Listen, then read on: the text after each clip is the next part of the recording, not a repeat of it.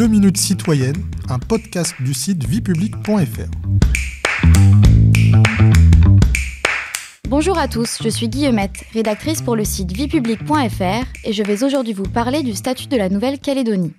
La Nouvelle-Calédonie est un archipel français situé dans le Pacifique Sud, à environ 3000 km de l'Australie. Ancienne colonie française depuis 1853, elle devient une collectivité d'outre-mer à statut particulier en 1998. Comment s'organise le territoire ? La Nouvelle-Calédonie est divisée en 3 provinces, la province Nord, la province Sud et la province des îles Loyauté. Chacune d'elles possède une assemblée délibérante et dispose de représentants au Congrès de la Nouvelle-Calédonie. Comment le territoire est-il gouverné ? La Nouvelle-Calédonie bénéficie d'une autonomie partielle avec un partage de la souveraineté entre les institutions locales, Congrès, gouvernement, Sénat coutumier, Conseil coutumier et l'État français. À la différence de la plupart des collectivités d'outre-mer françaises, elles votent elles-mêmes les lois du pays dans les domaines énumérés par la loi. L'État est représenté sur place par le Haut-Commissaire de la République. Il assure les fonctions régaliennes, police, défense, immigration. La citoyenneté néo-calédonienne se superpose à la citoyenneté française et à la citoyenneté européenne. Elle s'obtient après au moins 10 ans de résidence en Nouvelle-Calédonie. Il faut être reconnu citoyen néo-calédonien pour pouvoir voter aux élections locales. Comment la Nouvelle-Calédonie a-t-elle acquis ce statut particulier ?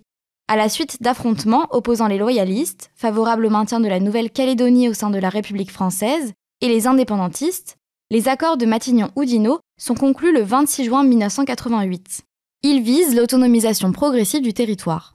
10 ans plus tard, l'accord de Nouméa, signé entre l'État français, les indépendantistes et les loyalistes, prévoit la poursuite de la revalorisation de la culture kanak, le peuple autochtone mélanésien de l'archipel, la création de nouvelles institutions et le transfert de nouvelles compétences à la Nouvelle-Calédonie dans l'attente d'un référendum d'autodétermination reporté à 2018 au plus tard. Entre 2018 et 2021, 3 référendums ont lieu en Nouvelle-Calédonie. À 3 reprises, c'est le non à l'autodétermination qui l'emporte. Mais les indépendantistes, qui avaient appelé au boycott du scrutin de 2021, contestent aujourd'hui encore sa légitimité. Qu'en est-il aujourd'hui ? Après 2 ans de blocage politique, l'exécutif a relancé les discussions sur l'avenir institutionnel de la Nouvelle-Calédonie.